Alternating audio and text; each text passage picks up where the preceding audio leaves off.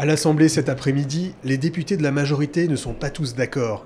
Le projet de réforme du travail est contesté par une partie de la gauche qui dénonce un virage à droite de la politique du gouvernement. C'est le président de la République et le gouvernement qui brouillent les esprits à gauche avec un texte que la droite même n'aurait peut-être pas eu le courage de porter.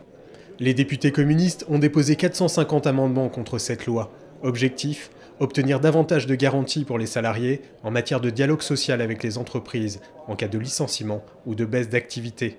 Une opposition qui suscite l'incompréhension du groupe socialiste. Dans cette discussion aujourd'hui, ce dont il est question, c'est bien de la sécurisation de l'emploi, de la capacité à ceux qui demain sont dans une situation économique difficile à garder leurs salariés. Et donc je ne comprends pas aujourd'hui comment une partie de la gauche peut se battre contre un texte qui apporte de meilleures sécurités aux salariés. Même si quelques aménagements pourraient être effectués, rien ne devrait remettre en cause la cohésion d'un projet soutenu par l'opposition. C'est le résultat d'une loi que nous avons votée nous-mêmes, la loi Larcher, sur l'amélioration du dialogue social. Et cette loi qui date de 2007, si je ne me trompe pas, 2005-2007, je me souviens plus exactement la date, est une loi qui a permis la mise en œuvre de cet accord. Les députés ont jusqu'à samedi pour débattre de la loi avant son passage devant le Sénat, la réforme devant être applicable dès le mois prochain.